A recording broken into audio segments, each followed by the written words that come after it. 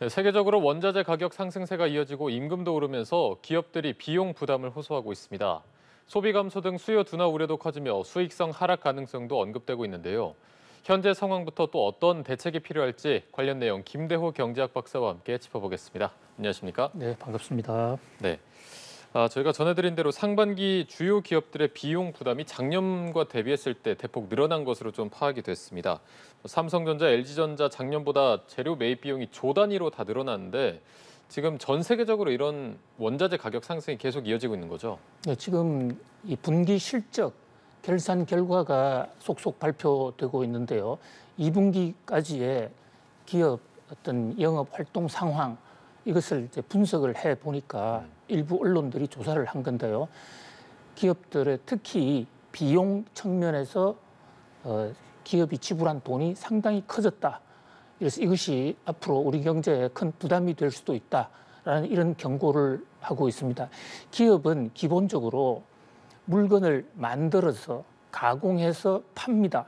그러면 물건을 만들 때는 그 원재료가 들어가고 또 사람 손도 들어갑니다. 그 과정에서 비용을 지불을 해야 되는 것인데요.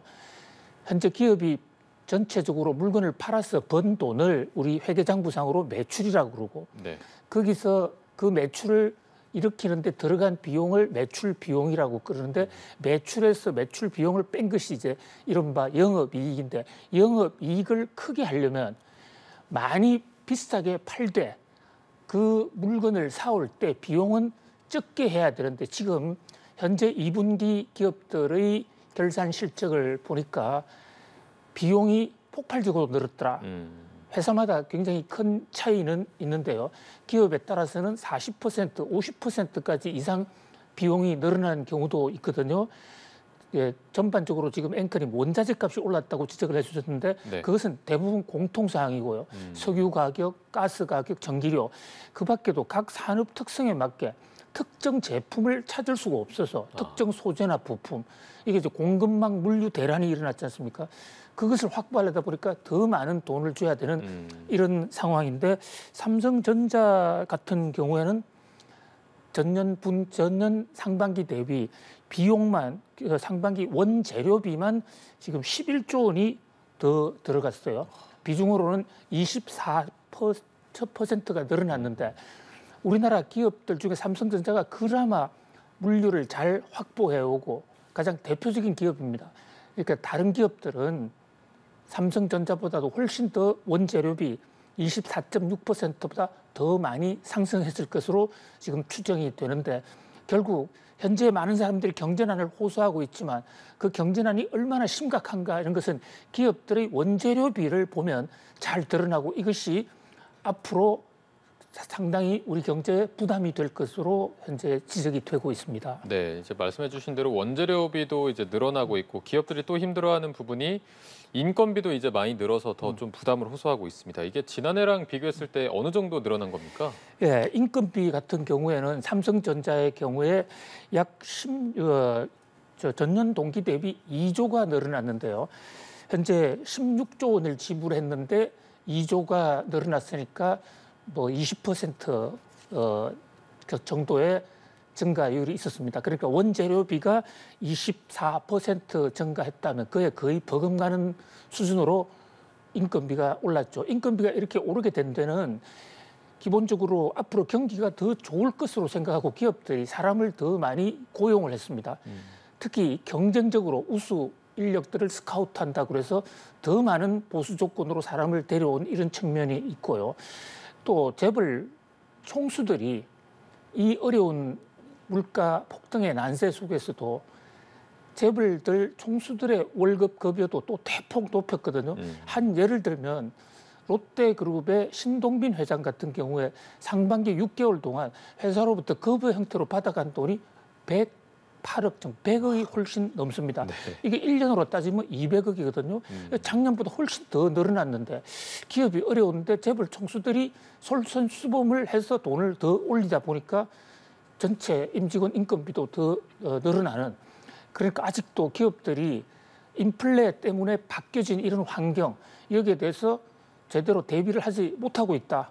정신을 못 차리고 있다라는 그런 지적까지 나오고 있는 상황입니다. 네, 이렇게 어쨌든 총수나 임원들의 연봉이 오른 것이 상반기에 기업들의 실적이 또 좋았습니다. 그래서 뭐 연봉이나 성과급이 잘 나온 부분이 있었는데 지금 기업들의 입장을 보면 하반기에 수요 둔화로 해서 수익성 악화가 좀 우려된다 이런 말을 하고 있습니다. 지금 하반기에 수익성 관련해서 어떻게 좀 전망하십니까? 예, 지금 원재료비나 인건비가 아무리 올라도 그 오른 비용만큼 또는 그 이상으로 물건을 더 많이 팔면 됩니다. 물건을 더 비싸게 팔 수만 있다면 이것을 경영학에서는 원가 전가 능력이라고 그러는데요.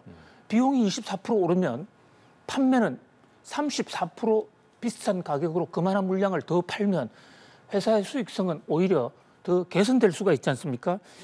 보통 인플레가 적당하게 유지될 때는 원가 오른 것보다는 판매 단가가 더 많이 올라서 기업이 대박을 내는 수가 허다하게 있습니다. 그러나 지금처럼 물가가 너무 올라버리면 소비해야 될 사람들이 이제 소비자들이나 또 소비하는 기업들이 엄두가 안 나서 그 물건을 사는 것을 아예 포기해 버립니다. 그래서 구매가 뚝뚝 떨어지거든요. 네. 그런데 그 시점이 3분기에서 4분기에 집중될 가능성이 있습니다. 왜냐하면 우리가 물건을 원재료를 들여다가 그 가공해서 시장에 내놓는 데까지는 6개월 또는 그 이상의 타임 레그, 시차가 존재합니다. 그런데 상반기에 우크라이나 전쟁이 2월 24일 날 터졌지 않습니까?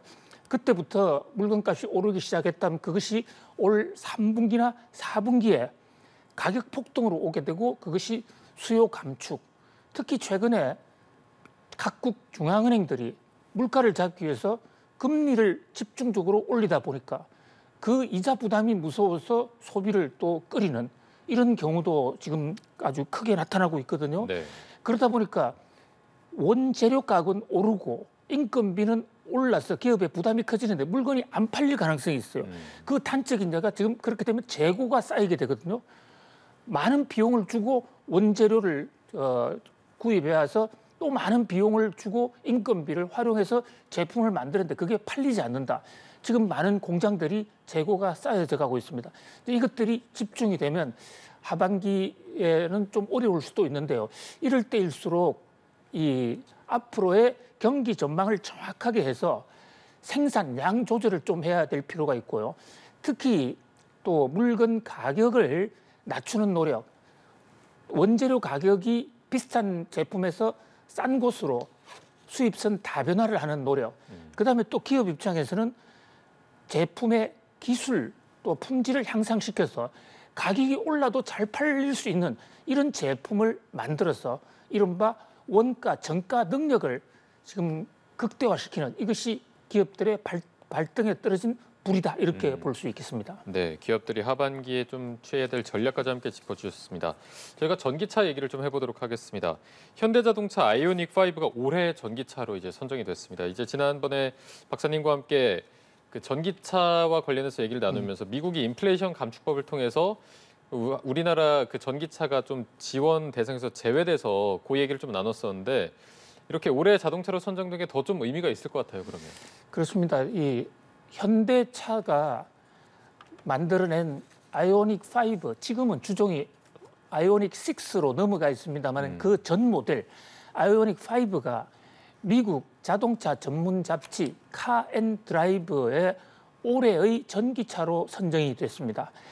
아이오닉 5는 현대가 만든 최초의 전기차고 또 미국에 수출한 최초의 전기차인데 첫 수출하자마자 미국 시장에서 올해의 차로 선정됐다. 뭐 이것이 정부 기관이나 공공성이 높은 기관의 선정은 아닙니다만 그래도 자동차 전문 잡지에서나마 1등으로 올라선 것은 상당히 의미가 있고요.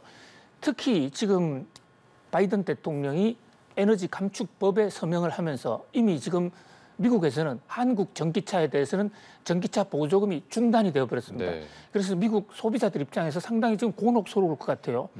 전기차 성능은 한국이 괜찮은데 전기차 보조금이 없으니까 그 보조금이 물경 1,000만 원이 넘습니다. 그러다 보니까 자동차 한 대를 5천만 원에 산다 했을 때 현대 아이오닉을 사면 보조금을 한 푼도 받을 수 없고 테슬라나 또는 뭐 독일의 폭스바겐 같은 걸 사면 거기서 약 1,000만 원 이상의 혜택을 볼 수 있다. 이런 면에서 싸고 품질이 좀 좋지 않더라도 싼 제품을 사야 되는 것이 아닌가. 이런 미국 소비자들의 고민이 생길 수밖에 없거든요. 바로 이런 대목들에서 우리 현대차가 품질에 비해서 제대로 대접을 못 받고 있다. 우수한 제품을 만들어내는데도 불구하고 전기차 보조금도 못 받는다. 뭐 이런 대목은 우리 통상 외교나 자동차 회사의 수출 전략적 어떤 미스테이크일 수도 있다. 이런 면에서 좀 대책을 서둘러야 할 것으로 보입니다. 네, 지금 짚어주신 부분이 우리나라의 그 전기차가 굉장히 우수한데 대접을 잘 못 받고 있다. 그래서 말씀해주신 게 외교나 어떤 수출 전략상의 문제일 수도 있다라고 해주셨는데 우리 정부도 이제 좀 대응을 해야 될 것 같은데 어떤 대책들이 좀 필요하다고 보십니까? 일단 정부가 공식 발표한 것을 보면요, 외교부가 미국 정부에 대해서 이 인플레 감축법에서 한국 차를 전기차 보조금 대상에서 뺀 것에 대해서 유감이다라고 여러 경로를 통해서 유감 표명을 했다. 또 특히 한미 FTA 정신이나 WTO 규정의 위반이다. 이렇게 성명을 지금 발표하고 있는데요.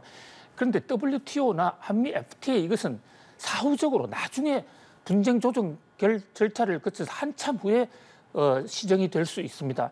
그래서 지금 당장에 급한 것은 외교적인 노력을 통해서 이 문제를 해결해야 된다고 보는데요. 3개월 전에 바이든 대통령이 한국에 왔을 때 당시 바이든 대통령이 정의선 우리 현대차 회장과 만나서 그 자리에서 정의선 회장이 13조 원치를 미국에 투자하겠다. 자, 그때 바이든 대통령이 한국 자동차 업계가 절대 실망하지 않도록 해주겠다. 이렇게 약속까지 했거든요. 지금 에너지 감축법의 기본 정신이 미국에서 전기차, 환경에 좋은 전기차를 만들어내도록 촉진한다는 그런 데에 법 정신이 있단 말이죠. 근데 우리가 전기차 보조금을 받지 못하게 된 것은 전기차 진출이 늦어서 지금 새로 짓기로 했지만 그 공장 완공되려면 앞으로 4년 정도 기다려야 되거든요. 그래서 한미 간에 좀 특별 외교를 통해서라도 우리 제품은 미국의 전기차를 앞으로 짓기로 확정하고 투자에 들어간 회사들은 좀 먼저 전기차 보조금을 주는 그런 보완 조처 같은 것을 좀 공식으로 요구할 필요가 있지 않나 이런 생각을 해봅니다. 네, 지금 우리나라 그 자동차 부품 같은 게 중국에 좀 많이 의존을 하고 있지 않습니까? 네. 이쪽 관련해서는 좀 어떤 노력이 필요하다고 보십니까? 예, 그것도 굉장히 중요한 대목을 꼭 집어 주셨는데요. 이번에 바이든 대통령이 발효시킨 이 자동차 에너지 감축법에 보면요, 자동차는 물론이고 이 자동차에 전기차에 들어가는 배터리, 그 배터리에 들어가는 소재 부품이 중국산이 50%를 넘는다든지 다수를 차지하면 그것에 대해서는 서로 미국에서 생산을 하더라도 이것은 전기차 보조금 대상에서 빼겠다. 지금 이렇게 돼 있거든요. 그런데 불행하게도 우리나라의 배터리의 상당 부품, 리튬이라든지 이런 그 니켈 같은 것을 중국에서 도입하고 있습니다. 그런 면에서 빨리 이 시장 다변화를 해야 될 필요가 있을 것 같고요. 실제로 지금 중국만이 배터리 소재를 만들 수 있는 것은 아니거든요. 그래서 자원이 많은 호주라든지 남아메리카, 아프리카 같은 데도 좀 우리가 자원 외교를 해야 될 것 같고요. 거기서 사오는 것도 중요하고 또 경우에는 우리가 직접 거기에 광산에 직접 나서서 우리가 현지 생산하는 것도 필요할 것으로 봅니다. 미국의 자동차 감축법이 올해 한 번 하고 끝나는 게 아니라 굉장히 앞으로 계속될 것 같고 전기차 판도에 상당히 영향을 줄 것 같다. 그런 면에서 우리의 시장 다변화, 특히 원료, 재료 도입에서의 다변화가 매우 절실하다. 이렇게 보겠습니다. 네, 알겠습니다. 그리고 지난해 이제 주식시장에 상장된 기업 총 89곳 중에 58곳의 현재 주가가 공모가 밑으로 떨어진 것으로 집계가 됐습니다. 거의 뭐 절반 밑으로 많이 떨어졌는데 왜 이런 현상이 나타났다고 보십니까? 한마디로 공모를 하는 회사들하고 정권사들이 소액 주주들, 특히 개미들을 좀 기만한 측면이 있죠. 그러니까 별로 우수하지도 못한 회사를 아주 우수하다고 서류를 포장해서 가격을 너무 높인 겁니다.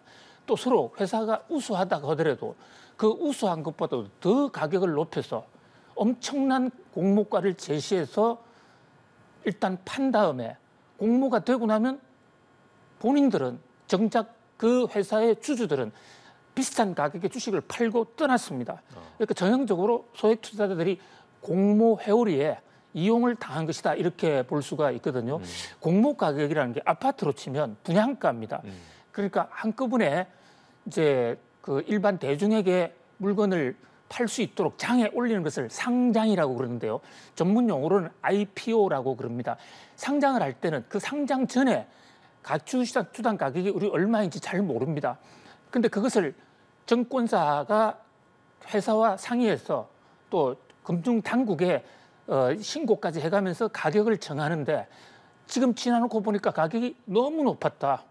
지금 거의 대부분의 회사들이 공모가 이하로 떨어져 있고요. 크래프톤이라는 회사 이런 경우는 지금 공모가의 반토막, 카카오뱅크 공모가의 30% 이하로 떨어져 있고 롯데 렌탈 같은 회사는 공모한 이후에 단 하루도 공모가 이상으로 올라간 적이 없이 계속 하락만 해왔습니다. 그러니까 공모가만 보고 앞으로 미래 비전이 있을 것이다 하는 정권사 리포트만 보고 산 소액 투자자로서는 큰 낭패를 당했다 이렇게 볼 수 있습니다. 네, 저희가 지난해 이제 증시 상황을 보면 코스피가 3,000선도 돌파하면서 굉장히 호황이 이어졌고 그래서 이제 많은 분들도 주식을 안 하다가 주식을 하시는 분들이 좀 더 늘어났는데 지금 공모주에 투자했던 분들의 손실이 굉장히 클 것 같습니다. 이런 공모주에 투자할 때 좀 주의할 점이 있다면 어떤 게 그렇습니다. 있을까요? 이 공모주는 아주 기업 분석을 정확하게 해야 됩니다. 새로 시장에 나오는데 그 가격을 정했단 말이죠. 그 가격을 누가 정하느냐? 그 공모하는 회사가 증권사하고 상의해서 정하는데 예를 들면 크래프톤 같은 회사 지금 주가가 반토막이 난 회사 그 당시에 공모 가격을 정할 때 산정 기준을 보면요. 미국에 있는 비슷한 회사하고 비교해서 거기에 근거해서 정했다는데 어느 회사를 정했냐면 월트 디즈니하고 비교를 했습니다. 자, 월트 디즈니라는 회사는 크래프톤은 신설 기업이지만 월트 디즈니라는 기업은 세계적인 기업이지 않습니까? 네. 그런데 업종이 일부 유사하다고 그래서 똑같은 기준으로 크래프톤이 월트 디즈니만큼 가격이 오를 거야라는 전제하에서 공모 가격을 정했었거든요. 근데 이게 맞지 않았죠. 그래서 우선 투자자 입장에서는 그 공모하는 회사, 상장하는 회사의 재무지표를 좀 뜯어볼 필요가 있고요. 정권사 그 공모 가격 또 좀 의심해 볼 필요가 있습니다.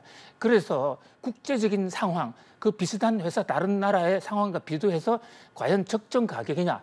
그래서 적정 가격보다도 더 낮은 가격으로 공모가 들어온다 하는 그 기업의 물건만 사야 되고요. 또 그 경우에도 공모를 하는 이유는 대부분의 회사들이 비상장으로 있다가 상장하면서 기존 주주들이 주식을 팔고 돈을 벌기 위한 것입니다. 그 돈을 벌어서 투자를 한다든지 뭐 집을 산다든지 이런 용도이기 때문에 기존 주주들이 주식을 판다고요.